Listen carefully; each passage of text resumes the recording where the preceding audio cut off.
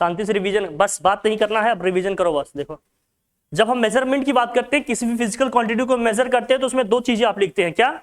एक तो उस फिजिकल क्वांटिटी का हम यूनिट लिखते हैं, दूसरा उसका मैग्नीट्यूड लिखते हैं, है ना। जैसे मान लीजिए किसी रॉड की आपने लेंथ मेजर की, किसी भी रॉड की अगर हमने लेंथ मेजर की, बात नहीं कीजिएगा, कोई भी नहीं बात करेगा। किसी रॉड की अगर हमने कोई लेंथ मेजर की, सपोज करो इसकी लेंथ कितनी है भैया, 5 मीटर है, तो 5 मीटर आपने लिखा, तो 5 इसमें जो नंबर है ये इसका क्या है, मैग्नीट्यूड है। मैग्नीट्यूड इसका क्या है भाई, इसका मैग्नीट्यूड है इसमें 5। यूनिट क्या है इसकी, मीटर है। M for what, metre. अभी सिस्टम आप यूनिट की बात करेंगे, सीजीएस सिस्टम, एसआईएमकेएस सिस्टम क्या है, एफपीएस सिस्टम क्या, उनकी बात करेंगे हम। लेकिन जब भी किसी भी फिजिकल क्वांटिटी को हम मेजर करते हैं तो उसका मैग्नीट्यूड और यूनिट दोनों साथ में लिखा जाता है। अगर किसी भी मेजरमेंट में हमने केवल और केवल मैग्नीट्यूड लिखा तो वो फिजिकल क्वांटिटी नहीं है, केवल एक क्या है, नंबर है, एक मैथमेटिकल एक्सप्रेशन है सिंपली। यूनिट के साथ हमने लिखा कुछ भी चीज मेजर करके, मतलब वो क्या है, एक फिजिकल क्वांटिटी है। तो फिजिकल क्वांटिटी का मतलब क्या है, वो मेजरेबल है, एक्सप्रेसिबल है, कुछ न कुछ यूनिट के साथ हम उसको क्या करते हैं, एक्सप्रेस करते हैं, लिखते हैं, उसको हम लोग क्या बोलते हैं, फिजिकल क्वांटिटी, है ना। तो जब भी किसी मेजरमेंट को हम कंडक्ट करेंगे, इस तरह से परफॉर्म करेंगे, तो हम उसमें क्या लिखते हैं, उसका मैग्नीट्यूड, और साथ साथ क्या लिखते हैं, उसकी यूनिट। मैग्नीट्यूड पहले लिखा रहता है, यूनिट बाद में लिखा होता है, ठीक है ना। 5 मीटर यूनिट, इसकी लेंथ आने का मतलब क्या है ना, 1 मीटर एक डेफिनेट लेंथ होता है। 5 मीटर आने का मतलब इसकी लेंथ मेजर करने में 1 मीटर स्केल को हमने 5 टाइम्स क्या किया है, रिपीट किया है। कितनी टाइम रिपीट किया है, 5 टाइम्स रिपीट किया है।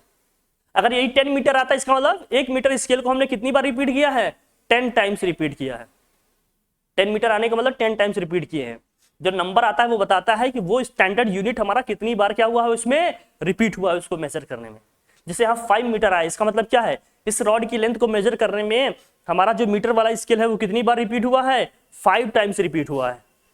बात समझ में आ रही है? इसका ये मतलब होता है, ध्यान में रखना, बस आइडिया रखो, बस इतना ज्यादा डिटेल में करने की जरूरत नहीं।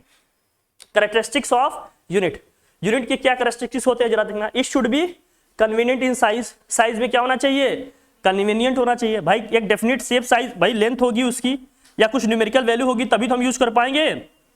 Convenient in what, size.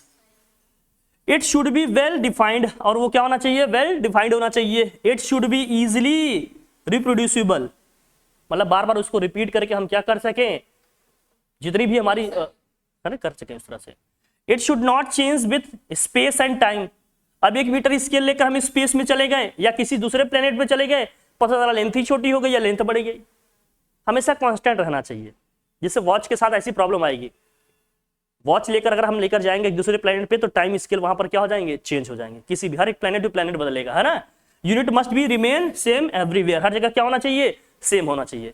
It should not be changed with physical conditions, physical conditions के साथ चेंज नहीं होने चाहिए। फिजिकल कंडीशंस का मतलब टेम्परेचर, प्रेशर, हवा, इन सब की वजह से इसका स्केल चेंज नहीं होना चाहिए। कि 1 मीटर हमने लेंथ लिया है, कहीं टेम्परेचर बढ़ गया तो लेंथ उसकी बढ़ गई या क्या हो गई, घट गई। Physical conditions in the sense का मतलब क्या है, टेम्परेचर, प्रेशर, वॉल्यूम, इन सब की वजह से इनमें कोई चेंजेस नहीं आने चाहिए। अगर आ रहा है चेंज तो उसको हम स्टैंडर्ड यूनिट की कैटेगरी में नहीं रख पाएंगे। हाँ, तो बेटा थर्मल एक्सपेंशन कब होगा, जब हम उसको हीट करेंगे, बहुत नैनोस्कोपिक माइक्रोस्कोपिक लेवल पे होगा, उसको इग्नोर करेंगे। और वो भी एक्सपेंशन तब आएगा जब हम उसको पीट पीट के हथौड़ी से या किसी चीज से पीटेंगे, तब ना लेंथ बढ़ेगी उसकी, अपने आप तो नहीं बढ़ जाएगी ना। अब लोहे को कितना भी गर्म कर दे हम, जो लोहार होता है, लोहे को कितना भी आग में गर्म कर दे, क्या लंबाई अपने आप बढ़ जाएगी, क्या धार आ जाएगी, क्या तलवार में चाकू छुरे में धार अपने आप आ जाएगी क्या? पहले उसको गर्म करेगा, फिर हथौड़ी से लाकर पीटेगा, खूब कूटेगा उसको, तब तो जाकर उसमें धार आएगी, तब उसमें एक्सटेंशन होता है। अपने आप होगा क्या? नहीं। मेरी बात समझ रहे हो ना? वो नैनोस्कोपिक माइक्रोस्कोपिक लेवल पे होगा। 10 की पावर -15 मीटर बढ़ गया, अब क्या कर लीजिएगा, कुछ पता चलेगा उसमें? नहीं। कंसिडरेबल हम बात करेंगे जिसको हम अपने डेली प्रैक्टिकल लाइफ में कुछ चेंजेस बियर करते हैं। जैसे मान लो अब 1 kg हमारे पास बाट है, 1 kg का बाट है, अब उसमें हम रख दिए, जंग लग गया, तो जंग लगने से लोहे का जानते हो वेट बढ़ता है। अब दुकानदार से कह देना कि भैया उसे जंग वाले बाट से हमें क्या करें, चीनी या जो भी आप तौलने वाली चीजें लेते हैं तौल कर आपको दे देगा, कभी जानता है ज्यादा वेट जाएगा, इसीलिए उसको एकदम पॉलिश करके रखते हैं भाई, जंग न लगे लोहे वाली चीजों में। बाकी तो उनके पास दूसरा स्किल होता है, जानते हो भाई, लिक्विड वाली मटेरियल आप लेंगे तो बहुत बार उनके पास मेजरिंग स्केल दूसरे होते हैं, उसमें जो जो जुगाड़ लगाए रहते हैं, अंदर ठोके पीटे रहते हैं, बाहर ठोके पीटे रहते हैं, एकदम पिचका पुचका रहता है एकदम। जैसे लीटर में लेने जाओ, है ना, लीटर से अगर कोई चीज मेजर करके इस तरह डाल रहे होते हैं तो देखो ना, उसका जो बॉटम होता है ठोक ठोक के पीट पीट के एकदम अंदर किए रहते हैं उसको, तो जितना पोर्शन उसका अंदर उठ गया उतना वॉल्यूम तो कम हो जाएगा ना, उतना मटेरियल कम आएगा, बस उसी से अपना लगा के पलट देगा। ठीक है ना, सब ध्यान रखना। तो वो सब चीजें नहीं होनी चाहिए, एक स्टैंडर्ड उसमें रखना चाहिए। टाइप्स ऑफ यूनिट्स की हम बात करेंगे तो कितने टाइप के यूनिट हैं? टाइप्स ऑफ यूनिट्स की हम बात करेंगे, कितने टाइप यूनिट होते हैं भैया? दो। एक होता है फंडामेंटल यूनिट, दूसरा क्या होता है? Derived unit. फंडामेंटल यूनिट्स हमारे कितने हैं, याद है आपको? कितने हैं फंडामेंटल यूनिट्स? फंडामेंटल यूनिट्स कितने हैं? ऐसे फंडा यूनिट का मतलब क्या है? ऐसे यूनिट होते हैं कि जो फंडामेंटल क्वांटिटी की यूनिट है। फंडामेंटल यूनिट का मतलब फंडामेंटल क्वांटिटी की जो यूनिट है उन्हीं को हम क्या बोलते हैं? Fundamental unit. मतलब ये ऐसी यूनिट है जो किसी दूसरे यूनिट से डेराइव नहीं करेंगे, ये अपने आप में ही डिफाइन है, अपने आप में एक्सप्रेसिबल है। ये कितने हैं? 7 है। कौन कौन से हैं फंडामेंटल यूनिट, जरा बताना, है ना? फंडामेंटल 7 फंडामेंटल यूनिट है ना हमारे, कौन कौन से हैं? मैं सबका लिखता हूं, देखो फंडामेंटल क्वांटिटी और यूनिट दोनों साथ में लिखता हूं। जैसे लेंथ, लेंथ जैसी किसी चीज का यूनिट क्या होगा, जरा बताना भाई? मीटर होगा ना। मीटर के लिए सिंबल हम लोग क्या यूज करते हैं, जरा बताना? एम यूज करते हैं। ये सब ध्यान में रखना, बहुत जरूरी चीज है, ये फिजिक्स की एकदम बेसिक चीज है। दूसरा है मास। मास का क्या होगा भैया? किलोग्राम। किलोग्राम होता है, किलोग्राम को शॉर्ट में क्या लिखते हैं? केजी। यही एसआई यूनिट है, एमकेएस यूनिट है। And the third is what? Time. Time को हम लोग किस में ये मेजर करते हैं भैया? सेकेंड में। सेकेंड्स में मेजर करेंगे, एस लिखेंगे इसके लिए। 7 है ये। और कौन सा है बता भाई? इसके बाद आएगा टेम्परेचर, थर्मोडायनामिक टेम्परेचर। टेम्परेचर का क्या होगा भाई यूनिट? टेम्परेचर का होता है केल्विन। और भी यूनिट होती हैं लेकिन हम स्टैंडर्ड में इसको लिखते हैं, केल्विन के लिए के सिंबल यूज करेंगे। फिर क्या होता है भाई बताओ? अमाउंट ऑफ सब्सटेंस या इलेक्ट्रिक करंट। इलेक्ट्रिक करंट भी तो होता है, इलेक्ट्रिक करंट। इलेक्ट्रिक करंट की यूनिट क्या होती है भाई? एम्पियर। एम्पियर की स्पेलिंग कहीं कहीं AMPER लिखा है, कहीं कहीं AMPRE। इसके लिए कंफ्यूज मत होना, इसके लिए कैपिटल A सिंबल यूज करेंगे, ठीक है? 6 वाला कौन सा है भाई? हाँ, luminous intensity. Luminous intensity. Luminous intensity का क्या होगा भाई? कैंडेला। कनाडा नहीं, कैंडेला। लिखते हैं इसको CD। क्या लिखते हैं? CD। And the last one is what? Amount of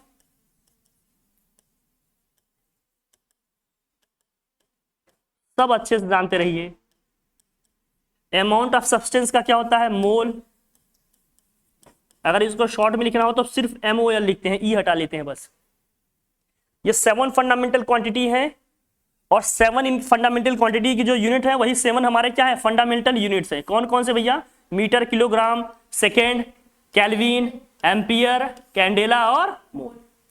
मतलब ये अपने आप में एक्सप्रेसिबल है, इनको एक्सप्रेस करने के लिए, लिखने के लिए किसी अदर यूनिट्स की जरूरत नहीं पड़ती। उनको हम लोग क्या बोलते हैं? Fundamental units. ये फंडामेंटल क्वांटिटीज की यूनिट्स होते हैं। ये 7 है नंबर में। कितने हैं भैया? 7 है। ध्यान रहेगा, ये अच्छे से ध्यान रखना, कहीं कहीं MCQ में 1 लाइनर क्वेश्चन में आपको मिल सकता है। दूसरा, अब आ जाओ यहां क्या है, देखो नेक्स्ट। डेराइव्ड यूनिट क्या होते हैं? ये ऐसे यूनिट होंगे जो फंडामेंटल यूनिट से क्या होंगे? डेराइव होंगे। जैसे मान लीजिए एरिया। एरिया की यूनिट हम क्या लिखते हैं? Length into breadth. लेंथ का भी मीटर होगा, ब्रेड्थ का भी मीटर होगा। क्या हो गया? Metre square. अब हमने लिख दिया वॉल्यूम। देखिए लेंथ और ब्रेड्थ एक तरह का लेंथ ही तो है। इस फंडामेंटल यूनिट को हमने 2 बार यूज किया तो एरिया का यूनिट आ गया कि नहीं? दूसरा लिखो वॉल्यूम। वॉल्यूम क्या होता है? लेंथ इंटू ब्रेड्थ इंटू क्या होता है भैया? हाइट। अब मीटर को हम कितनी बार यूज करेंगे? हाँ, 3 टाइम्स यूज करेंगे। क्या हो जाएगा? मीटर का क्यूब। अब हमने लिख दिया स्पीड। स्पीड इक्वल टू क्या होता है? Distance upon time. Distance upon क्या होता है भाई? टाइम। डिस्टेंस भी एक तरह का क्या है? लेंथ ही है, मीटर हो गया। टाइम का क्या होता है भाई? सेकेंड। इसको हम क्या लिख सकते हैं, मीटर पर सेकेंड, सेकेंड का इनवर्स लिख देंगे, या सिर्फ क्या लिख सकते हैं इसको, मीटर पर सेकेंड, मीटर ऑब्लिक सेकेंड, बात एक ही है। सेकेंड को ऊपर लिखेंगे तो सेकेंड की पावर -1 या मीटर ऑब्लिक सेकेंड ऐसे लगा देंगे, ठीक है, मीटर पर सेकेंड। अब इसमें दो फंडामेंटल यूनिट हमने यूज किया, एक तो मीटर, दूसरा क्या, सेकेंड, इसलिए इनको क्या कह रहे हैं हम, डेराइव यूनिट। ये नंबर में फिक्स नहीं है, बहुत सारे हैं, ठीक है, लेकिन फंडामेंटल यूनिट फिक्स है। टोटल कितने हैं ये, 7 है। तो जितने भी डेराइव्ड यूनिट होंगे वो किसकी हेल्प से डेराइव होंगे भैया, फंडामेंटल यूनिट की हेल्प से डेराइव होंगे, ठीक है, ध्यान रखना इसका। फिर आता है सिस्टम ऑफ यूनिट्स की हम बात करेंगे। सिस्टम ऑफ यूनिट का मतलब जिनमें हम फिजिकल क्वांटिटी को मेजर कर रहे हैं वो कितने टाइप के हो सकते हैं भाई। सिस्टम ऑफ यूनिट्स 3 टाइप के हैं सिस्टम ऑफ यूनिट। पहला हमारा क्या है, एमकेएस सिस्टम। एमकेएस सिस्टम में एम का मतलब क्या होता है भैया, मीटर। एम का मतलब क्या होता है, मीटर। के का मतलब क्या होता है, किलोग्राम। के का मतलब क्या होता है, किलोग्राम। और एस का मतलब क्या होता है भैया, सेकेंड। तो कुल मिलाकर ये समझना है कि जब भी हम किसी सिस्टम में जाएंगे तो 3 चीजें बेसिकली हम मेजर करने की बात करेंगे। कौन कौन सी चीज भाई, मास या लेंथ, मास और टाइम। क्या क्या मेजर करेंगे हम, 3 चीजें मेजर करेंगे। लेंथ मेजर करेंगे, और क्या मेजर करेंगे भाई, मास मेजर करेंगे और टाइम मेजर करेंगे। इन्हीं 3 फिजिकल क्वांटिटी को मेजरली हम मेजर करते हैं जब भी हम किसी किस में जाते हैं, सिस्टम ऑफ यूनिट की बात करते हैं। अब सीजीएस सिस्टम लिखा है। सीजीएस सिस्टम का मतलब क्या है, इसमें सी का मतलब किससे है भैया, सेंटीमीटर से। यह है सेंटीमीटर, ये लेंथ ही तो है एक, है ना, सेंटीमीटर। दूसरा क्या भैया, जी। जी किसके लिए यूज होता है यहां पर, ग्राम। एस किसके लिए यूज होता है भैया, सेकेंड, टाइम के लिए। बार बार यही तीनों चीज तो मेजर कर रहे हैं हम लोग, लेंथ, मास और क्या मेजर कर रहे हैं, टाइम। फिर आता है एफपीएस सिस्टम। एफपीएस सिस्टम का मतलब क्या होता है, foot. F for what, foot. आप वाला फुट नहीं, my foot. Foot, pound. Cake वो लाते हो ना, कहते हो 1 पाउंड है ये, 2 पाउंड का केक है। एस का मतलब अभी भी क्या है, सेकेंड ही है। टाइम हर एक सिस्टम में सेकेंड में ही मेजर हो रहा है। हमारे लिए जो बहुत कॉमन है वो कौन सा है, एमकेएस सिस्टम। जो कॉमन है वो कौन सा भैया, एमकेएस।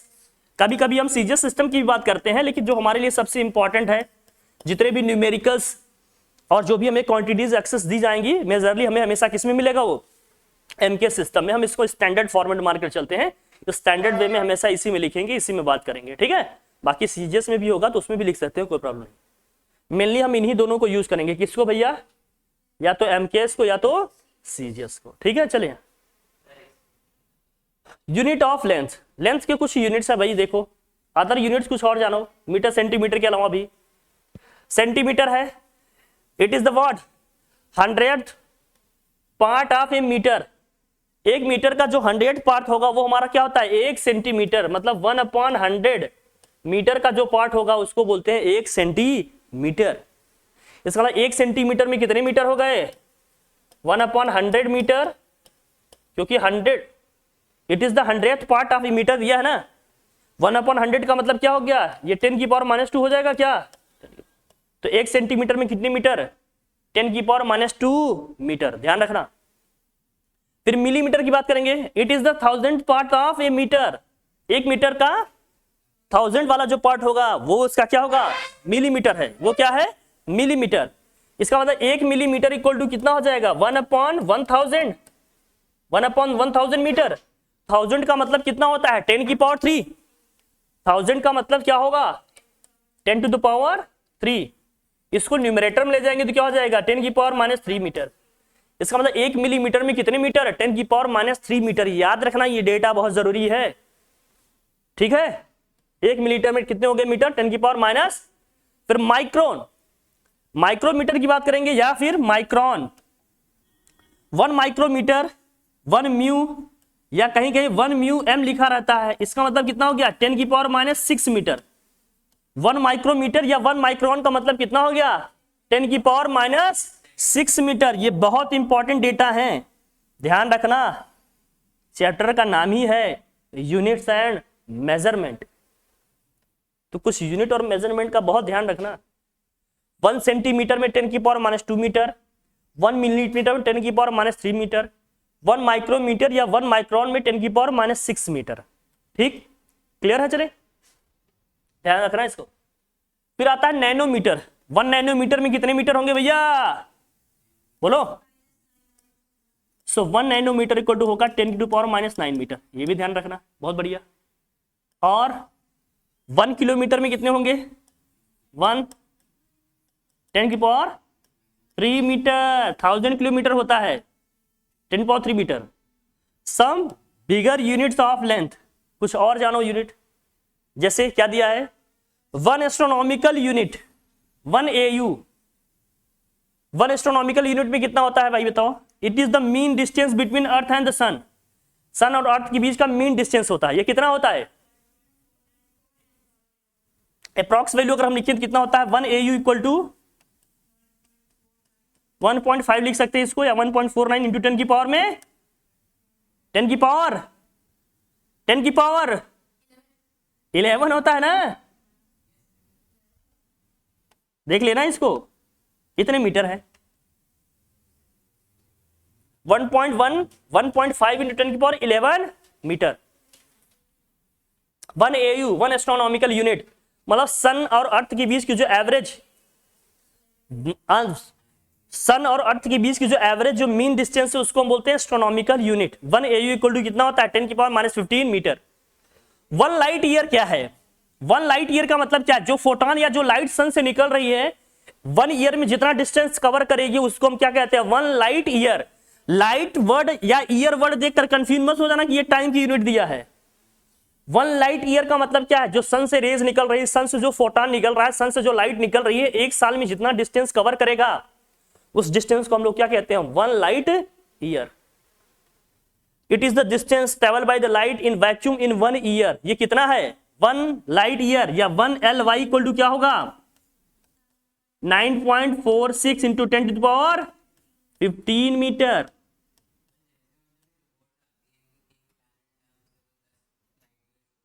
हाँ 10 लाइट ईयर दूर होने का मतलब इसी क्वांटिटी को 10 से मल्टीप्लाई कर दो, बहुत ज्यादा है डिस्टेंस। फिर दिया है parsec. Parsec it is the quantity from the parallax, या पैर दिया है इसमें arc second on 1 parsec 3.26 times of light year. 1 light year का कितना टाइम्स होता है 3.26 टाइम्स।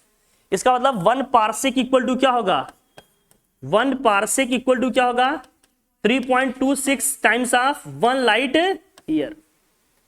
जब इसको 3.26 से मल्टीप्लाई करेंगे तो रिजल्ट क्या आएगा बताओ भाई इसको, हाँ इसको मल्टीप्लाई कर लो ना, 9.46 multiplied by 3.26, 9.46 multiplied by 3.26 multiply करिए कितना लाइट ईयर आएगा बताओ जरा, जल्दी से बताओ, जल्दी फटाफट, चलिए करिए आप लोग, करिए इसे।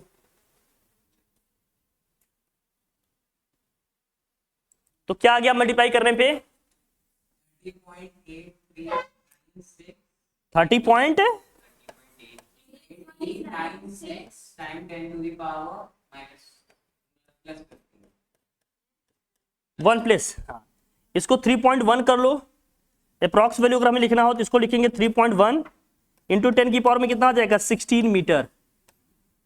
3.1 इंटू 10 की पावर में कितना आ जाएगा 16 मीटर। कोई प्रॉब्लम नहीं, बस ये जानना कि 1 पार्सेक जो होता है 3.26 टाइम्स होता है किसका 1 लाइट ईयर का। 1 लाइट ईयर में कितनी डिस्टेंस होती है भैया 9.46 इंटू 10 की power 15 metre. 1 AU 1 astronomical unit में कितना होता है भैया 1.5 इंटू 10 की पावर 11 मीटर। याद रहेगा ये, ठीक है बढ़िया। चलिए कुछ डेटा जरूर याद रखना। यूनिट्स ऑफ मास की बात करेंगे, जैसे ग्राम है हम बेसिकली केजी में लिखते हैं। 1 ग्राम में कितने केजी, 1 ग्राम में कितने KG 10 to the power -3 KG, याद है 1 ग्राम में कितने KG 10 to the power -3 KG. Data जरूर याद रखना। 1 मिलीग्राम में कितना होगा, 1 मिलीग्राम की जब मैं बात कर रहा हूं 1 मिलीग्राम में कितने ग्राम होंगे 10 की पावर -3 ग्राम होगा, बहुत ध्यान से देखना। 1 मिलीग्राम में होगा 10 की पावर -3 ग्राम, और 1 ग्राम में कितने केजी 10 की पावर -3। इसका मतलब 10 की पावर -3 से और इसको क्या कर लेंगे हम मल्टीप्लाई कर लेंगे, तो 10 की पावर -3 केजी। दोनों को सॉल्व करेंगे, जानते हैं प्रोडक्ट में होंगे तो पावर्स ऐड हो जाएंगे, -3 करेंगे तो -6 आएगा, क्या 10 की पावर -6 केजी आ जाएगा। तो 1 मिलीग्राम में कितने ग्राम, कितने केजी, 10⁻⁻6 केजी। कितने ग्राम, 10⁻³ ग्राम। 1 ग्राम में कितने केजी, 10⁻⁻3। ठीक है। 1 क्विंटल में कितने केजी होते भैया, ध्यान रखना, 1 क्विंटल में कितने केजी, 100 केजी। 1 क्विंटल में कितने केजी, 100 केजी। 1 मैट्रिक टन में भैया कितना होगा, 1000 केजी। 1 मैट्रिक टन में कितना होगा, 1000 या 10 क्विंटल होता है, 10 quintal. Metric ton, metric ton में कितना होगा भैया, टन, याद है ना कितना टन इसमें कार्गो जा रहा है, 10 क्विंटल होता है। और 1 क्विंटल में होता है 100 केजी, तो 10 में कितना हो गया, 1000 केजी। 1 मैट्रिक टन में 1000 केजी होगा या 10 क्विंटल होगा, और 1 क्विंटल में कितने केजी, 100 केजी। ठीक है, ये डेटा जरूर याद रखना। यूनिट्स और मेजरमेंट में बहुत फैक्ट्स, बहुत सारी न्यूमेरिकल वैल्यू ही याद रखने पड़ेंगे, ध्यान रखना। सोलर मास की अगर हम बात करेंगे तो simply mass of sun, solar mass की बात करते हैं, बेसिकली हम किसकी मास की बात करते हैं, सन के मास करते हैं। 1 सोलर मास इक्वल टू कितना होता है, सन का मास कितना दिया है, 2 × 10⁻30 केजी। 2 × 10 की पावर में कितना है, ये 30 केजी है। यूनिट ऑफ टाइम, टाइम के कुछ यूनिट्स है, ध्यान में रखो। क्या दिया है, smaller unit of time millisecond. 1 millisecond में कितने सेकंड होते हैं भैया, 10⁻³ सेकेंड। मिलीवर्ड जहां भी आ जाए 10⁻3, मिलीग्राम 10⁻3 ग्राम, मिली सेकेंड 10⁻3 सेकेंड, मिलीमीटर 10⁻3 मीटर, मिलीवर्ड जहां भी आ जाए -3, माइक्रोवर्ड जहां भी आ जाए 10⁻6, नैनोवर्ड जहां भी आ जाए 10⁻9। समझ में आई बात। जैसे कह दिया क्या, 1 नैनोमीटर मतलब 10⁻9 metre, 1 nanosecond 10⁻9 second, 1 nanogram 10⁻9 gram. Nano का मतलब 10⁻9, मिली का मतलब 10⁻3, माइक्रो का मतलब 10⁻6। 1 माइक्रो सेकेंड का मतलब कितना हो गया, 10⁻6 सेकेंड। 1 माइक्रोमीटर का मतलब कितना हो गया, 10⁻6। 1 माइक्रोग्राम का मतलब कितना हो गया, 10⁻6 ग्राम। बात समझ में आ रही है। ये सारे फैक्ट्स ध्यान में रखना चाहिए। मिली का मतलब होगा हमेशा 10⁻3, सेकेंड की बात कर रहे हैं तो 10⁻3 सेकेंड हो गया। 1 माइक्रो सेकेंड की बात करेंगे तो 10⁻6 सेकेंड। 1 माइक्रोमीटर की बात करेंगे तो 10⁻6 मीटर। मीटर है तो मीटर लिख देंगे, सेकेंड है तो सेकेंड लिख देंगे, ग्राम है तो ग्राम लिख देंगे। नैनोवर्ड का मतलब क्या है, 10⁻9। कैसे याद रखोगे, ना चलाओ रे नैनो से बाढ़। 10⁻9, नैनो सेकेंड का मतलब 10⁻9 सेकेंड, नैनोमीटर का मतलब 10⁻9 मीटर, नैनोग्राम का मतलब 10⁻9 ग्राम -9। माइक्रो जहां है 10⁻6, मिली जहां है, जहां 10⁻- क्या लिखना है 3, सेकेंड है तो सेकेंड लिख देंगे, मीटर है तो मीटर लिख देंगे, जो भी पूछा जाएगा लिख लेंगे, कोई problem, as simple as that. ठीक, बात ठीक। चलिए आगे बढ़े। ये शेक है बेटा, स्नैक नहीं बेटा। हाँ ये शेक, इसकी जरूरत नहीं, जाने दो बेचारा, माफ कर दो इसको, माफ कर दो इसको। सम bigger units of time, minute है, आवर है, डे है, ईयर है, लीप ईयर है, डिकेड है, सेंचुरी है, और क्या है, मिलेनियम है। मिलेनियम 1 मिनट में कितने सेकेंड, हाँ डिकेड का भी देख लेंगे। 1 डिकेड का मतलब जानते हो कितना होता है, 10 साल। 1 मिनट में कितने होंगे भैया सेकेंड, जरा बताना, 60 सेकेंड, कोई दिक्कत नहीं।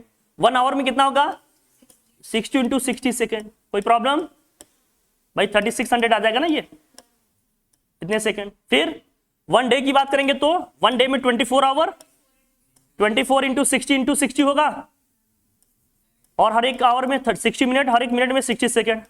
कितना आएगा ये 8466 मतलब 600 सेकेंड आएगा, ऐसे कुछ आएगा, मल्टीप्लाई करके देख लेना। 1 ईयर की बात करेंगे तो इसको मल्टीप्लाई करके देख लो भाई। 1 ईयर, नॉर्मल ईयर है तो 365 इंटू क्या होगा, ये अगर यार है सही तो बोलो, कोई प्रॉब्लम, ये सेकेंड में है। लीप ईयर की बात करेंगे तो यहाँ कितना आएगा, 366 आ जाएगा, कोई प्रॉब्लम है क्या, ये सेकेंड में। डिकेड का मतलब कितना होगा भैया, 1 डिकेड 10 ईयर, बोल भाई, एक ईयर का निकाल के मल्टीप्लाई कर लेंगे। सेंचुरी का मतलब कितना होता है, 100 ईयर्स। 1 सेंचुरी का मतलब कितना होता है, 100 ईयर्स। मिलेनियम का मतलब कितना होता है, मिलेनियम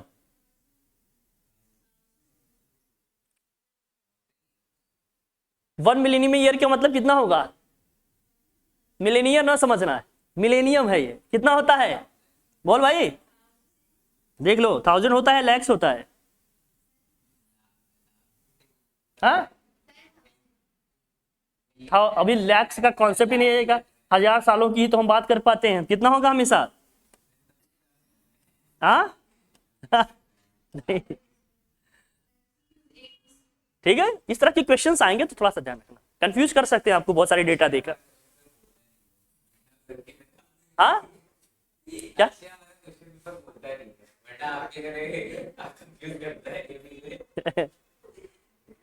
नेक्स्ट देखो भाई, एग्जांपल्स ऑफ डेराइव्ड यूनिट बहुत सारे लिख लिए हम लोगों ने, है ना भाई? डेराइव्ड यूनिट के कुछ एग्जांपल हम लोग देखे थे ना। एरिया का हमने देखा था, कितना आया था? मीटर स्क्वायर आया था। स्पीड का हम लोगों ने देख लिया था, क्या भाई बताओ? मीटर पर सेकेंड।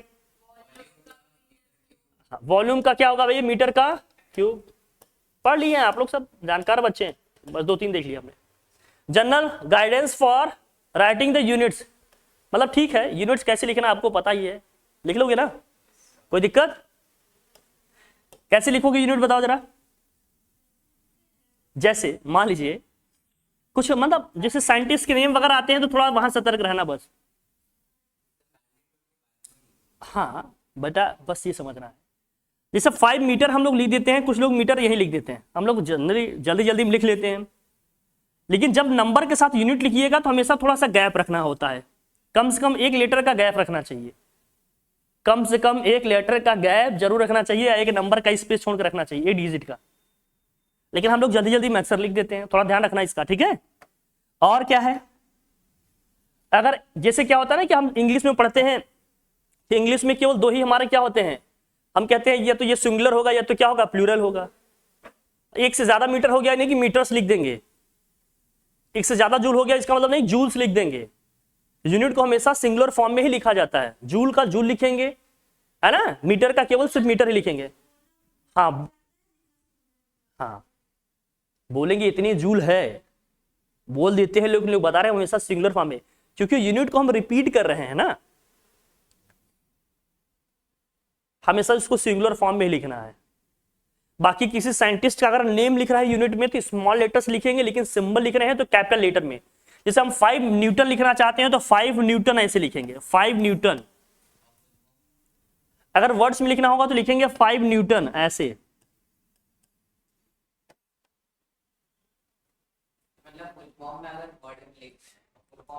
सिंगल लेटर लिखा होगा तो कैपिटल लेटर में, यूनिट में ऐसे पूरा वर्ड लिखेंगे तो स्मॉल लेटर्स।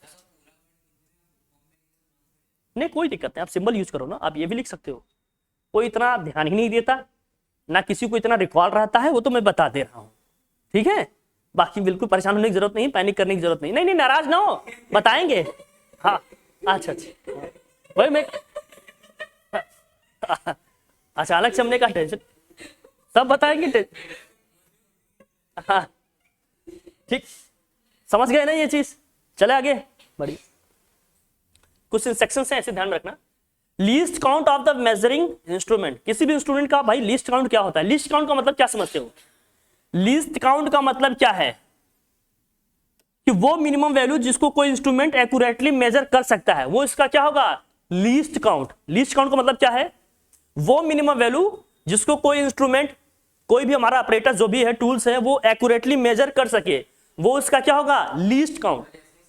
जैसे स्केल हमने कहा, सेंटीमीटर का जो हमारा स्केल होता है, जो हमारे पास स्केल है, 1 सेंटीमीटर के बीच में 10 डिवीजन होते हैं, एक डिवीजन की रीडिंग कितनी होती है? 1 millimetre.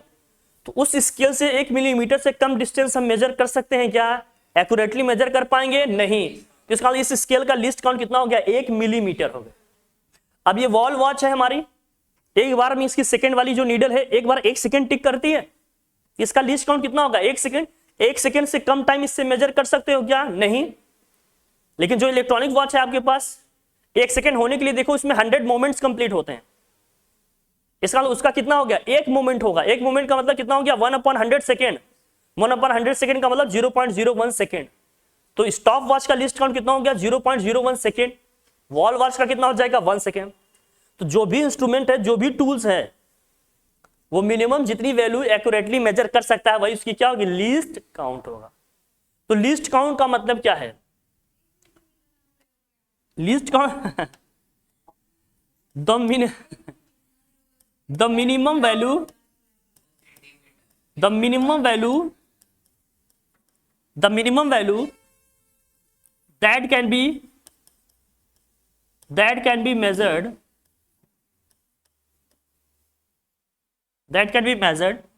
accurately by an instrument that can be measured by an instrument, उसको हम लोग क्या बोलेंगे? उसका लीस्ट काउंट। उसको हम लोग उसका क्या बोलेंगे? Least count. जितनी वो मिनिमम वैल्यू को एक्यूरेटली मेजर कर सकता है वो उसका क्या हो जाएगा? Least count. मैं बार बार लिख रहा हूं, इसको ध्यान समझना। वो मिनिमम वैल्यू है हमारी, बहुत लिख दूं क्या मैं? समझ में आ गया?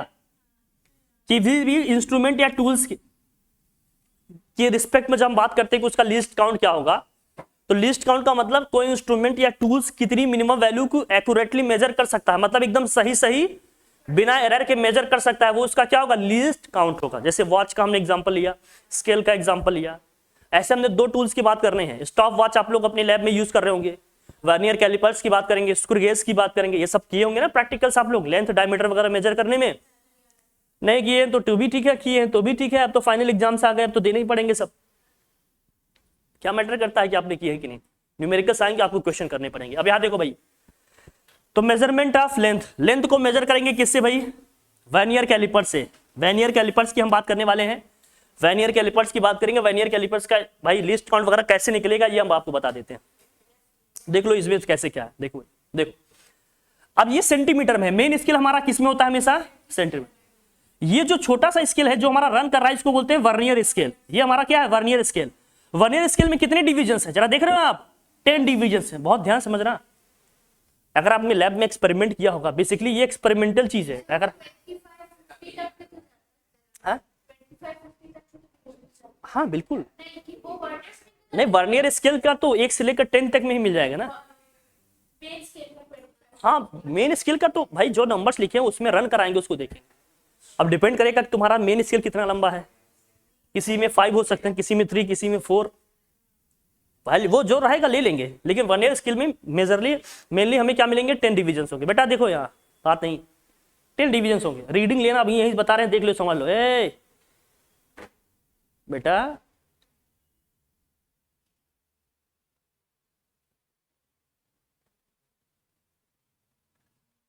अभी जो बता रहे हैं इसको देख लो। नहीं पहले तो जो करना था कर ही चुके हो, इसके बाद भी कुछ नहीं हो पाएगा, फिर दिक्कत हो जाएगी। देखो यार, अब हम जब इसका लीस्ट काउंट लिखेंगे तो हम कैसे निकालेंगे? देखो भाई, अब देखो 1 से 20, ये देखो इसका कितना है। मेन स्केल में हम देखेंगे इसकी रीडिंग कैसे निकालते हैं, ये बता रहा हूं, ध्यान से देखना। पहले मेन स्केल का एक डिवीजन लिखेंगे। मेन स्केल की एक डिवीजन की रीडिंग कितनी है? अब इसका मुझे अगर लीस्ट काउंट निकालना होगा, किसका? अभी ईस्ट काउंट लिख दिया गया, यहां क्या होगा? Least count.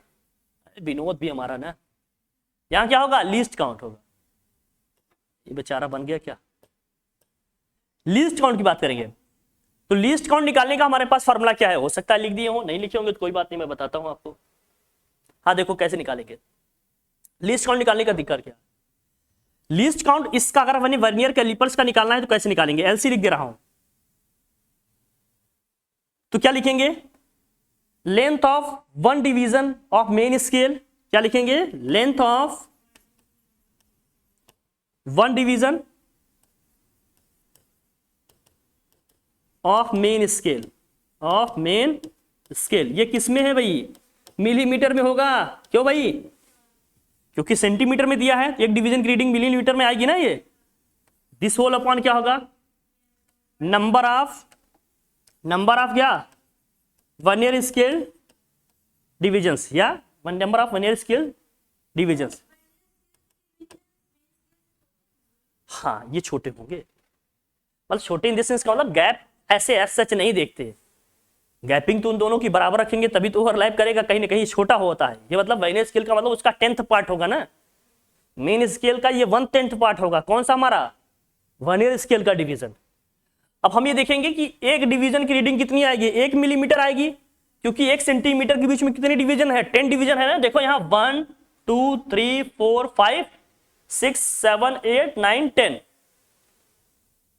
तो 1 सेंटीमीटर के बीच में 10 डिवीजन है, तो एक डिवीजन की रीडिंग कितनी हो गई? 1 मिलीमीटर हुई कि नहीं? उसकी लेंथ कितनी हुई?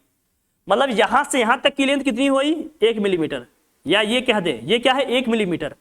तो न्यूमरेटर में आ गया कितना भैया? 1 मिलीमीटर। कितना आ गया? 1 मिली।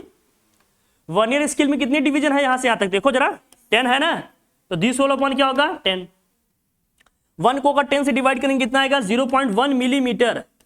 और 1 मिलीमीटर में 10 की, भाई देखो 1 सेंटीमीटर में कितने मिलीमीटर? 1 सेंटीमीटर में होता है 10 millimetre. So 1 millimetre equal to क्या होगा? जरा देखना, 1 मिलीमीटर इक्वल टू क्या होगा? 1/10 सेंटीमीटर। 1 को 10 से डिवाइड कर देंगे 0.1 सेंटीमीटर। इस मिलीमीटर को सेंटीमीटर में कन्वर्ट करना है तो 0.1 से मल्टीप्लाई करना पड़ेगा। तो 0.1 मल्टीप्लाई बाय 0.1 कितना हो गया? 0.01 सेंटीमीटर। तो वर्नियर कैलिपर्स का लीस्ट काउंट कितना जाएगा? 0.01 सेंटीमीटर। मतलब 1 सेंटीमीटर का 100 पार्ट को इजीली ये मेजर कर सकता है। 1 सेंटीमीटर को अगर 100 छोटे छोटे बराबर डिविजन्स में हम डिवाइड कर दें तो एक डिवीजन की रीडिंग को एक्यूरेटली मेजर कर सकता है। कौन? Vernier callipers. इसलिए इसका लीस्ट काउंट कितना आ गया? 0.01 सेंटीमीटर। कोई दिक्कत? तो लीस्ट काउंट का मतलब मैं बार बार कह रहा हूं, कोई इंस्ट्रूमेंट जितनी मिनिमम वैल्यू को एक्यूरेटली मेजर कर सकता है वो इसका क्या होगा? लीस्ट काउंट होगा। बेटा आपने लैब में किए होंगे छोटे छोटे स्मॉल डिस्टेंस, लेंथ वगैरह मेजर कर में, ये सब थिकनेस, ये सब कंस्ट्रक्शन, ये सब देख लिया पीछे हमने, ठीक है। तो लीस्ट काउंट इसका कितना आ गया? वर्नियर कैलिपर्स का लीस्ट काउंट कितना आ गया? 0.1 मिलीमीटर, या क्या लिख देंगे हम? 0.01 सेंटीमीटर। ये ध्यान रखना। हाँ बेटा बस पढ़ लो, अब पढ़ लो बस, ठीक है। Zero error in vernier callipers. Zero error की हम बात करेंगे तो यहां देखना, अगर इसके टाइप्स लिखेंगे तो ठीक है, डिटेल में आपको बता देंगे। हाँ, जीरो एरर का, जीरो एरर का मतलब क्या है? जैसे ये हमने कहा, भाई ध्यान समझना, इसको ध्यान समझ लेना। मैं इसको हटाऊं या ऐसे लिखे रहने दो, आपको भेज देता हूं, भी देख लेना, आप लोग लिख लेना। अब यहां समझना, जीरो एरर का मतलब क्या है? विनोद यहां समझना, इसको ध्यान समझ लो, मैं बार बार कह रहा हूं, जीरो एरर का मतलब क्या है, इसको अच्छे से समझ लो। जीरो एरर का मतलब क्या है? अगर ये हम वर्नियर स्केल को यहां से स्लाइड करके ऐसे मूव करा के यहां पे लाएं, इसका जो जीरो वाला डिवीजन है, इसका जो क्या है, ये जीरो वाला जो डिवीजन है, अगर मेन स्केल की जीरो वाले डिवीजन से कोइंसाइड कर दें, कोइंसाइड करने का मतलब ये है मेन स्केल का डिवीजन, ये है वर्नियर स्केल का डिवीजन, दोनों एक के नीचे एक आ जाए या एक ही लाइन आपको दिखने लगे अगर, तो कहेंगे कि इसमें जीरो एरर है, मतलब कोई एरर नहीं है।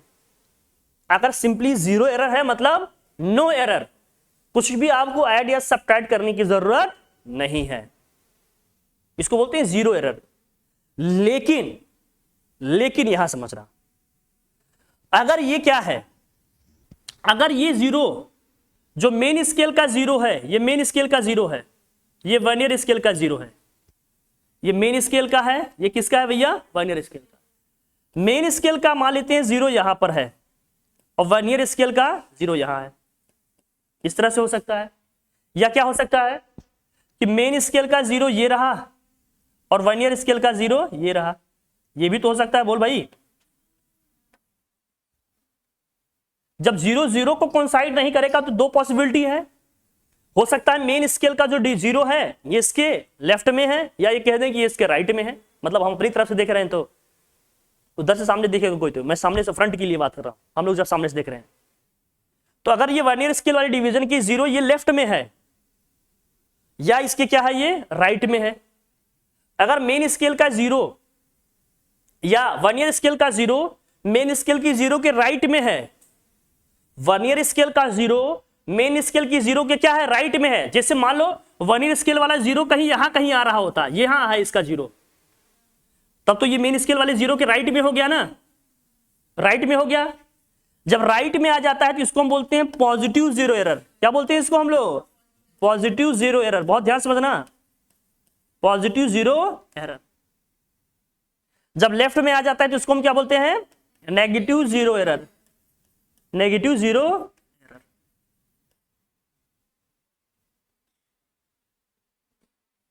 अब इस एरर की वैल्यू कैसे निकलेगा भैया, इस एरर की वैल्यू कैसे निकलेगी भैया, बात ना करो प्लीज, कितनी दिन यही समझाएं तुम लोगों को, बताओ। मैं एक ही चीज बताओ, कितनी दिन बताएं, बोलो, जितनी बार कहो उतनी बार बोल दें। एरर निकालेंगे कैसे, एरर अगर हमें लिखना होगा तो कैसे निकालेंगे, पॉजिटिव और नेगेटिव एरर जो भी आएगा, पॉजिटिव या तो फिर क्या होगा नेगेटिव एरर जो आया उसको कैसे कैलकुलेट करोगे ये समझो। लीस्ट काउंट क्या लिखेंगे हम लोग, लीस्ट काउंट मल्टीप्लाई बाय क्या होगा, हाँ वर्नियर स्केल का लिस्ट काउंट होता है, किसी इंस्ट्रूमेंट का लिस्ट काउंट होता है हमेशा। लिस्ट काउंट मल्टीप्लाइड बाय क्या होगा, जो वर्नियर स्केल डिवीजन है हमारा क्या है VSD, list count multiplied by क्या होगा vernier scale division, list count multiplied by क्या होगा वर्नियर स्केल डिवीजन। मान लीजिए इसका 3 डिवीजन है इसके आगे पीछे, है ना भाई, 3 डिवीजन है 4 डिवीजन है, जितने भी हैं आ जाएगा इस तरह से। मतलब ये नहीं निकालना चाहते हो तो मेन स्केल का डिवीजन लिखो, जैसे ये होगा काउंट करने में दिक्कत आएगी कि इसका कहां होगा, भाई यहाँ 0 हो गया तो कैसे जानोगे कितना आ गया कितना, तो यहाँ मेन स्केल का डिवीजन लिखो, किसका लिखो मेन स्केल डिवीजन कितना आएगा, कितना आएगा भैया बताओ, मेन स्केल डिवीजन लिखो।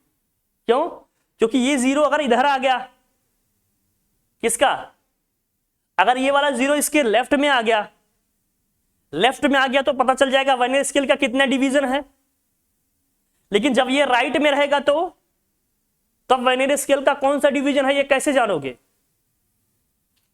तब तो हमें मेन स्केल की डिवीजन मल्टीप्लाई करना पड़ेगा। लेकिन इन जनरल इसका कॉन्सेप्ट यही होता है क्या कि लिस्ट काउंट मल्टीप्लाइड बाय क्या होता है vernier scale division, list count multiplied by vernier scale division.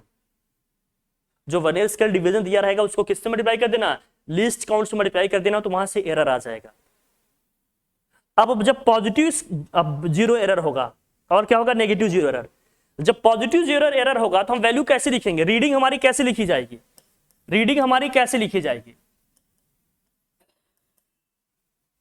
पहले तो मेन स्केल डिवीजन की जो रीडिंग आई ये लिख देंगे, मेन स्केल की रीडिंग लिख देंगे, पहले क्या लिखेंगे मेन स्केल की रीडिंग लिखेंगे। फिर हम क्या करते हैं बताओ, जो उसका डिवीजन कोइंसाइड किया होगा किससे वर्नियर स्केल से, तो लिस्ट काउंट को किससे मल्टीप्लाई करेंगे, लिस्ट काउंट मल्टीप्लाइड बाय क्या है vernier scale division, list count multiplied by क्या होगा वर्नियर स्केल डिवीजन। फिर यहां लिखेंगे क्या, अगर पॉजिटिव 0 एरर है तो माइनस करेंगे, minus positive 0 error, positive 0 error, positive 0 error होगा तो इसको 20 में क्या करेंगे भैया माइनस करेंगे। अगर पॉजिटिव 0 एरर है तो हमें क्या करना पड़ेगा माइनस करना पड़ेगा, ये ध्यान में रखना। पूरी वैल्यू में से हमें पॉजिटिव 0 एरर को क्या करना पड़ेगा माइनस। अगर नेगेटिव 0 एरर है तो मतलब अगर ये लेफ्ट में है तो वेरिएबल स्केल का 0 लेफ्ट में होता है मेन स्केल के, तो हम रीडिंग कैसे लिखते भाई, फिर हमारी रीडिंग होती कैसे, वैल्यू जो निकलेगी मेन स्केल की जो होगी रीडिंग वो लिख देंगे, प्लस लिस्ट काउंट इनटू क्या होगा वर्नियर स्केल डिवीजन, और हम ऐड करते किसको नेगेटिव 0 एरर को हम क्या करते ऐड करते, नेगेटिव 0 एरर को हम क्या करेंगे इसमें ऐड करेंगे। ठीक है डन, कोई प्रॉब्लम भाई बताओ, कोई प्रॉब्लम, नेगेटिव 0 एरर होगा तो ऐड करेंगे, पॉजिटिव 0 एरर होगा तो पॉजिटिव 0 एरर का मतलब वर्नियर स्केल डिवीजन जो होगा वो क्या आएगा राइट में आएगा, नेगेटिव 0 एरर का मतलब क्या है वर्नियर स्केल का जो 0 होगा वो कहां आएगा इसके लेफ्ट में। ठीक है, याद रहेगा न्यूमेरिकल्स जब करेंगे तो वहां है। फिर करेक्शन या correct observation after consideration 0 error, फिर वही तो हमने लिख दिया फॉर्मूला है ना, डिटर्मिनेशन ऑफ द क्या दिया length of rod with vernier scale, जो भी है उससे निकल प्रैक्टिकल्स है, ये सब तो करोगे भाई। 0 एरर जो आएगा कैसे करेक्शन करोगे, ऐसे करेक्शन करोगे ना, करेक्शन कैसे करेंगे, पॉजिटिव 0 एरर आएगा तो क्या करेंगे नेगेटिव 0 एरर आएगा तो डन। बाकी ये सब लैब में किए होंगे आपने, प्रैक्टिकल्स किए होंगे। फिर आता है किसकी बात भाई, स्क्रू गेज की बात आती है, किसकी बात आती है स्क्रू गेज में भी आएगा, इसको भी किए होंगे आप लोग। इसके जो प्रिंसिपल हैं देखो भाई क्या है, यह है आपका टिम्बल, ये सर्कुलर स्केल है, 100 होता है जनरली। ये सर्कुलर स्केल डिवीजन कितना होता है इसमें, 100, CSD बोलते हैं सर्कुलर स्केल डिवीजन। और मेन स्केल में जनरली आपको 0 से 5, 10 तक देखने को मिल सकता है इसमें भी, ठीक है भाई। अभी किस में दिया देखना ना, यू फॉर्म में ये रहता है, इस तरह से रखते हैं। किसी भी वायर की थिकनेस या डायमीटर या रेडियस वगैरह हमें निकालना होता है, स्मॉल जो भी हमारी, तो उसको हम लोग यूज करते हैं क्या, स्क्रू गेज। स्पेशलिटी इसकी क्या है, अगर वर्नियर कैलिपर्स था हमारे पास तो हम स्क्रू गेज क्यों यूज कर रहे हैं, क्योंकि इसकी हेल्प से हम एक डेसिमल प्लेस मैक्सिमम एक्स्ट्रा जाकर हम क्या करते हैं, किसी भी लेंथ को मेजर कर सकते हैं स्क्रू गेज की हेल्प से। जिसे वर्नियर कैलिपर्स में हम क्या होगा, मैक्सिमम 2 डेसिमल प्लेस तक किसी भी वैल्यू को एक्यूरेटली मेजर कर सकते हैं। लेकिन स्क्रू गेज की हेल्प से हम मैक्सिमम 3 डेसिमल प्लेस तक किसी वैल्यू को एक्यूरेटली मेजर कर सकते हैं। तो एक्यूरेसी किस में ज्यादा होगा, वर्नियर कैलिपर्स में होगा, स्क्रू गेज में, क्योंकि ये 3 डेसिमल प्लेस तक जाएगा, एक्यूरेटली मेजर करेगा, उससे ज्यादा एक्यूरेट वैल्यू देगा, ठीक है ना। तो बहुत स्मॉल थिकनेस, डायमीटर या रेडियस वगैरह मेजर करने के लिए हम क्या यूज करते हैं, स्क्रू गेज, ठीक है, ध्यान रखना। अब इसका लिस्ट काउंट जो भी है सब निकाल लेना, फिर वही 0 एरर इसमें भी आएगा। 0 लेफ्ट में है तो क्या हो गया, नेगेटिव 0 एरर, राइट में होगा तो क्या होगा, कहाँ से 0, कौन सी 0 की हम बात करेंगे। अभी जैसे ये है 0, इसका ये 0 है ना, ये मेन स्केल का 0, ये है, ये वाला 0 जो है मेन स्केल का है। अब जो इसका 0 होगा, ये टिम्बल का, अगर इसके नीचे आ रहा है तो नेगेटिव 0 एरर, उसके ऊपर जा रहा है तो पॉजिटिव 0 एरर, फिर नेगेटिव 0 एरर होगा तो ऐड करेंगे, पॉजिटिव 0 एरर होगा तो सब्ट्रैक्ट करेंगे। अब हमें इसकी रीडिंग अगर निकालनी हो तो ये जनरली हमें किस में दिया है, सेंटीमीटर में दिया है। किस में दिया है भैया,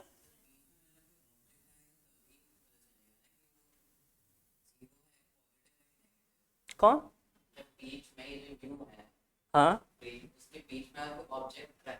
हाँ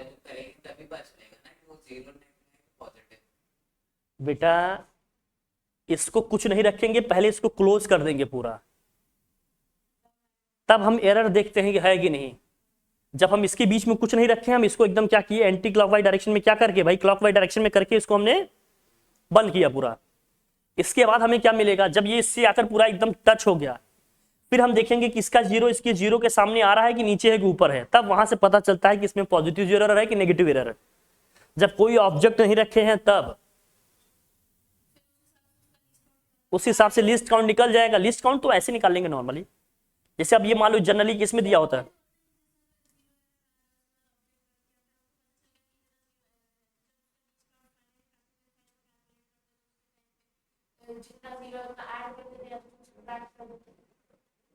क्या कहना चाह रहे हैं, हाँ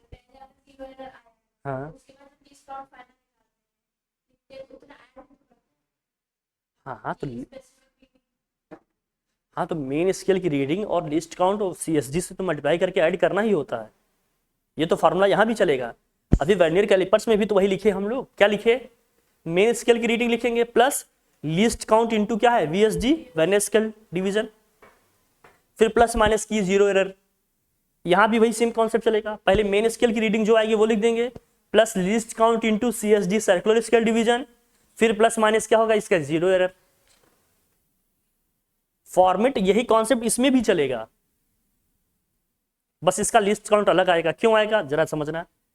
अब ये जनरली आपको किस में दिया होगा, मेन स्केल की रीडिंग किस में है तुम्हारे, मिलीमीटर में है, मीटर में है, ये मिलीमीटर में है, किस में होगा, एक डिवीजन की रीडिंग 1 मिलीमीटर हो गई, 1 मिलीमीटर हुआ। अब यहां देखना, यहां कितने डिवीजन है, CSD कितना है, 100 है, 1 मिलीमीटर को 100 से डिवाइड करेंगे कितना आएगा, 0.01 आया, 0.01 ये मिलीमीटर है। अब सेंटीमीटर में चेंज करेंगे तो 0.1 से और मल्टीप्लाई करो तो 0.001 सेंटीमीटर आ गया।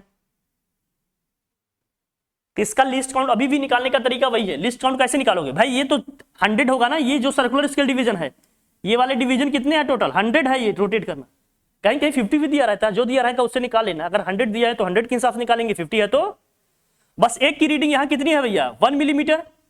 एक की रीडिंग कितनी होगी, 1 मिलीमीटर। 1 मिलीमीटर अगर लिस्ट काउंट निकाल रहे हैं इसका हम, तो देखो भाई 1 मिलीमीटर और ये कितना है, CSD हमारी कितनी है भाई, CSD 100 है ना, अगर 100 है तो 100 से डिवाइड करेंगे, ये मिलीमीटर में आएगा। अब इसको डिवाइड किया कितना है, 0.01 मिलीमीटर। अब इस मिलीमीटर को सेंटीमीटर में कन्वर्ट करना है तो 0.1 से और मल्टीप्लाई करें, क्योंकि 1 मिलीमीटर में 0.1 सेंटीमीटर होता है ना, क्योंकि 1 सेंटीमीटर इक्वल टू क्या होता है, 10 millimetre. So 1 millimetre equal to क्या होगा, 1/10 सेंटीमीटर। तो 0.1 हो जाएगा ना 1/10। अभी तो पीछे बताए। अब इसको मल्टीप्लाई करेंगे कितना होगा, ये 0.001 सेंटीमीटर। ये लीस्ट काउंट है किसका, वर्नियर कैलिपर्स का, सॉरी स्क्रू गेज का। वर्नियर कैलिपर्स का कितना था, 0.01 सेंटीमीटर। इसका आ रहा था इसका आ रहा है 0.001 सेंटीमीटर। इसमें 3 डेसिमल प्लेस तक जा रहे हैं, उसमें कितने प्लेस तक गए थे, 2। तो ये 1 डेसिमल प्लेस ज्यादा जा रहा है, ज्यादा एक्यूरेट वैल्यू मेजर करेगा। जैसे पूछेगा ना कि स्क्रू गेज से ज्यादा एक्यूरेट वैल्यू आएगी वर्नियर कैलिपर से, तो आप क्या बताइएगा, स्क्रू गेज से ज्यादा। क्यों, क्योंकि ये 3 डेसिमल प्लेस तक वैल्यू एक्यूरेटली मेजर करता है, वो केवल 2 ही डेसिमल प्लेस तक वैल्यू एक्यूरेटली मेजर करेगा। ये दोनों में डिफरेंस है, समझ में आई बात। जैसे कहेंगे बहुत स्मॉल चीज है तो किससे मेजर करें, वर्नियर कैलिपर से या स्क्रू गेज से। थिकनेस, डायमीटर, रेडियस, तो हमेशा बताइएगा किससे मेजर करिए। स्मॉल लेंथ वगैरह मेजर करने के लिए हम वर्नियर कैलिपर्स यूज करेंगे। डायमीटर, थिकनेस, रेडियस मेजर करने के लिए क्या यूज करेंगे, हमेशा वर्नियर स्क्रू गेज यूज करेंगे। स्मॉल लेंथ मेजर करने के लिए हम क्या यूज करेंगे, वर्नियर कैलिपर्स। अब जीरो एरर इन स्क्रू गेज। अब उसका जीरो इसकी जीरो से मैच कर गया तो ये वाला जीरो इस जीरो के लाइन में आ गया तो कोई जीरो एरर होगा क्या, नहीं, जीरो एरर सिंपल होगा जीरो।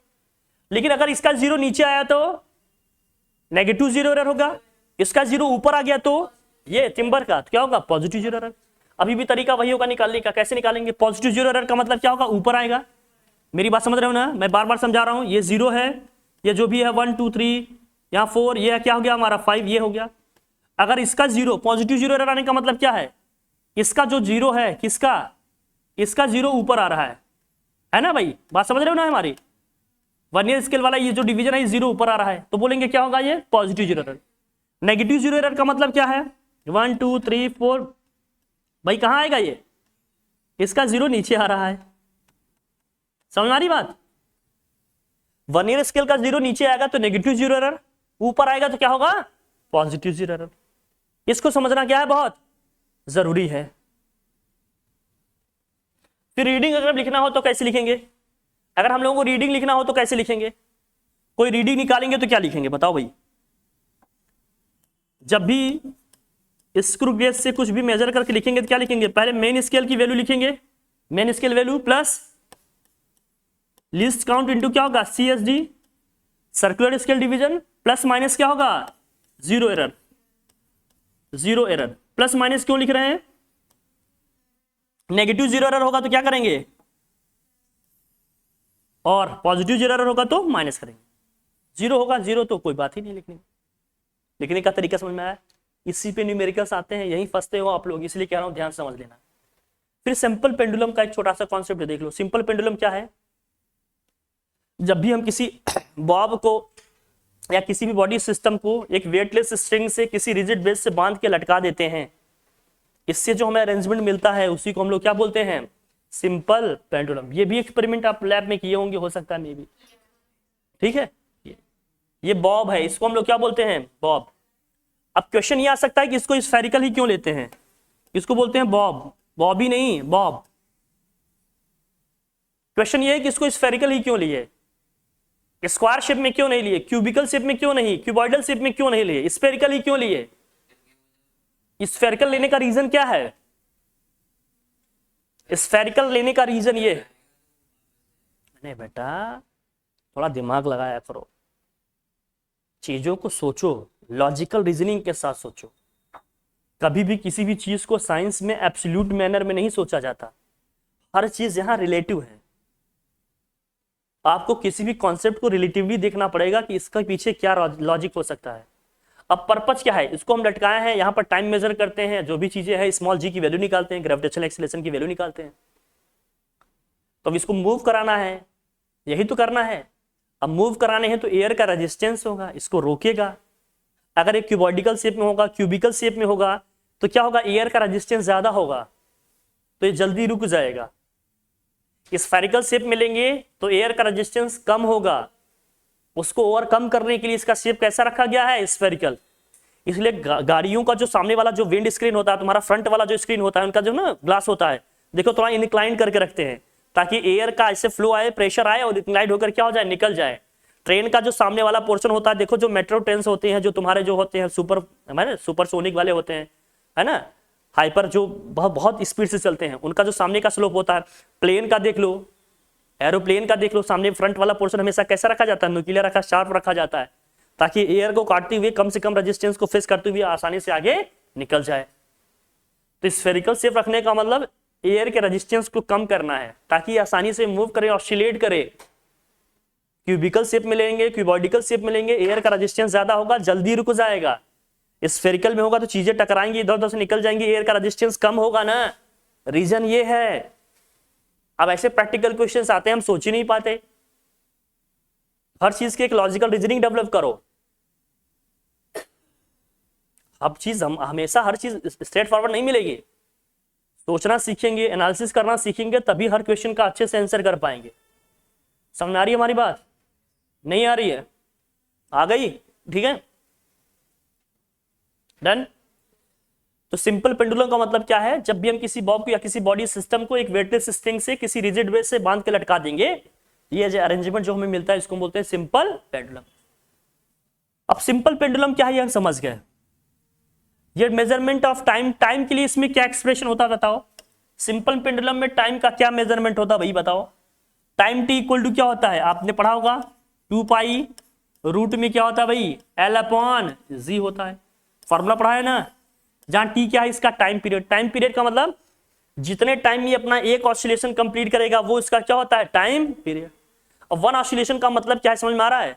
जैसे इसकी मीन पोजीशन से इसको हम छोड़े, कहां से छोड़े भाई, इसकी मीन पोजीशन से हम यहां इसको डिस्प्लेस करके छोड़ रहे थे, यहां गया, फिर लौट कर यहां आया, फिर जब यहां वापस आएगा तब इसका क्या होता है, वन ऑसिलेशन कंप्लीट होता है। मैं बार बार इसको बताता हूं, आप जानते भी हैं, ध्यान में रखना। वन ऑसिलेशन कंप्लीट हुआ। इसका मीन पोजीशन, जहां पर ऑब्जेक्ट हमेशा आकर यूजुअली क्या होगा, रुकेगा, वो इसकी क्या होती है, मीन पोजीशन। इसकी मीन पोजीशन से इसके डिस्प्लेस करके छोड़े, एक साइड जाएगा, इसको बोलते हैं एक्सट्रीम पोजीशन। बी और सी इसकी कौन सी पोजीशन है, एक्सट्रीम पोजीशन। मैं बता रहा हूं, इसको ध्यान समझ लो। वर्क पावर एनर्जी जब आप 10th में पढ़ोगे ना, तो law of conservation of energy का कॉन्सेप्ट आएगा इसी में, इसीलिए बता रहा हूं law of conservation of energy, इसीलिए बता रहा हूं, ध्यान समझ लो, बाद में परेशानियां होंगी। हाँ बेटा, हाँ हाँ बेटा, वो बताएंगे, वही समझना, ठीक। हाँ, यहाँ पर काइनेटिक एनर्जी मैक्सिमम होगी, यहाँ पोटेंशियल एनर्जी मैक्सिमम होगी, काइनेटिक एनर्जी जीरो होगी। यहाँ पर काइनेटिक एनर्जी मैक्सिमम होगी, पोटेंशियल एनर्जी क्या होगी, अब काइनेटिक एनर्जी जीरो होगी, पोटेंशियल एनर्जी मैक्सिमम होगी। यहाँ पर पहुंचेंगे तो क्या होगा, काइनेटिक एनर्जी मैक्सिमम होगी, पोटेंशियल एनर्जी जीरो होगी। तो बताते हैं हर जगह एनर्जी क्या है, कंजर्व है। कहीं काइनेटिक एनर्जी है ज्यादा तो पोटेंशियल एनर्जी कम है, कहीं पोटेंशियल एनर्जी ज्यादा है तो काइनेटिक एनर्जी कम। ये सब जानना बेटा, समझ गए। ये है वन ऑसिलेशन, ठीक। वन ऑसिलेशन में जितना टाइम लगता है उसको हम क्या बोलते हैं, टाइम पीरियड। और एक सेकंड में इस तरह के जितने ऑसिलेशन वो कंप्लीट करता है वही उसकी क्या होती है, frequency. The number of oscillation completed in 1 second is called what, frequency. इसको स्मॉल f से डिनोट करते हैं। टाइम पीरियड का मतलब the time taken to complete one oscillation is called time period. इसको कैपिटल T से डिनोट करेंगे। T equal to क्या होता है, रूट में L अपॉन जी। अब क्वेश्चन ये पूछा जाता है कि जो लेंथ है स्ट्रिंग की, जो लेंथ है उसको हाफ कर दिए तो टाइम पीरियड पे क्या इफेक्ट पड़ेगा। तो आप क्या बताइएगा, देखो time period length of the string के डायरेक्टली प्रोपोर्शनल है ना। डायरेक्टली प्रोपोर्शनल होने का मतलब न्यूमरेटर में आ रहा है ना।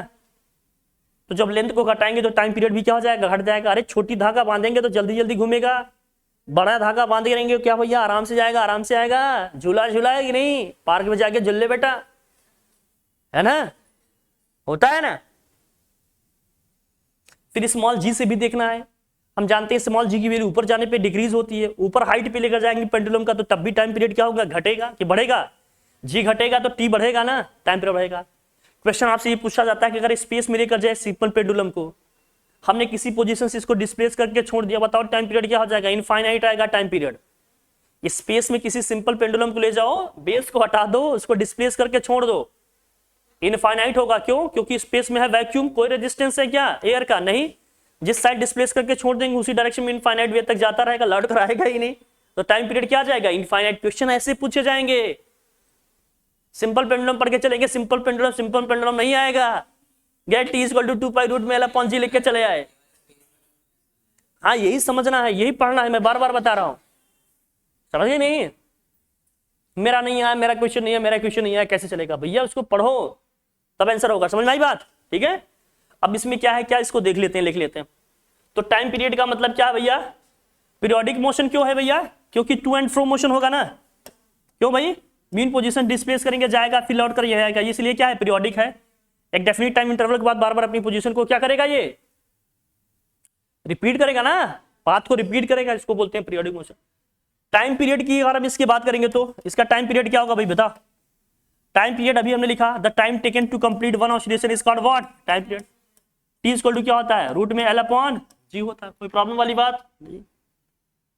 फ्रीक्वेंसी क्या होता है? फ्रीक्वेंसी ऑफ द ऑसिलेशन, इसको स्मॉल f से डिनोट करते हैं। The number of oscillation completed in 1 second, इसकी यूनिट क्या होती है? हर्ट्ज होती है, सेकेंड इनवर्स हर्ट्ज होती है, क्या होती है? सेकेंड। तो number of oscillation completed in 1 second is called what? Frequency. या the reciprocal of time period is called what? Frequency. Amplitude का मतलब क्या है? अपनी मीन पोजीशन के मैक्सिमम एक साइड वो जितना डिस्प्लेसमेंट कवर कर रहा है वही उसका क्या है? एम्पलीट्यूड। जैसे इसको इसकी मीन पोजीशन से हम डिस्प्लेस करके छोड़ दिए, तो इस मीन पोजीशन से इस साइड वो जितना जा रहा है डिस्प्लेसमेंट वही इसका क्या हो जाएगा? एम्पलीट्यूड। तो एम्पलीट्यूड का मतलब क्या है? Displacement in either side of the mean position of the Bob is called what? Amplitude. इसकी मीन पोजीशन के एक साइड मैक्सिमम वो जितना डिस्प्लेसमेंट जा रहा है, जितनी डिस्टेंस जा रहा है वही इसका क्या हो जाएगा? एम्पलीट्यूड। ठीक है, ये हो गया इसका एम्पलीट्यूड। और क्या है? क्या लिखा है? Effective length of the pendulum. अभी लिखे हैं effective length of the pendulum T equal to 2 pi, यहीं से निकल जाएगा ना। ये रूट में L/ क्या होता है भाई जी? यहां से निकाल लेंगे। ठीक है। फिर इसमें सेकेंड पेंडुलम की बात है, अगर कहीं लिखा हो तो मैं बता दूं। The experimental determination of time period of the simple pendulum, ये सब आपने किया होगा, लैब में एक्सपेरिमेंट किया होगा। एक बार डिस्प्लेस करके फिर 10 ऑसिलेशन, फिर 100 ऑसिलेशन, भाई 20 ऑसिलेशन, फिर 30 ऑसिलेशन, 40 ऑसिलेशन, सबका टाइम आपने काउंट किया होगा, टेबल बनाया होगा, एवरेज टाइम पीरियड निकाला होगा ना इस तरह से। ये एक्सपेरिमेंट आपने लैब में किए होंगे, नहीं किए हैं तो ठीक है, नहीं किए हैं तो ठीक है भाई, किए हैं तो भी ठीक है। सेकेंड पेंडुलम का मतलब क्या है? एक ऐसा पेंडुलम होता है जिसका टाइम पीरियड अप्रॉक्स कितना आता है? 2 सेकेंड आता है। सेकेंड पेंडुलम का मतलब एक ऐसा पेंडुलम है जिसका टाइम पीरियड अप्रॉक्स कितना आता है? 2 सेकेंड आता है। और लेंथ ऑफ द स्ट्रिंग भी अप्रॉक्स कितना होता है? 1 metre. Length of the string कितना होता है? Approx 1 metre. एक ऐसा पेंडुलम जिसका टाइम पीरियड अप्रॉक्स 2 सेकेंड आएगा, 2 सेकेंड आएगा, और लेंथ ऑफ द स्ट्रिंग कितनी होगी भैया? अप्रॉक्स 1 मीटर या 100 सेंटीमीटर। उसको हम लोग कैसा पेंडुलम बोलते हैं? सेकेंड पेंडुलम बोलते हैं। ये सेकेंड टाइम का यूनिट सेकेंड नहीं लिखा है, सेकेंड 2 के लिए सेकेंड लिखा है।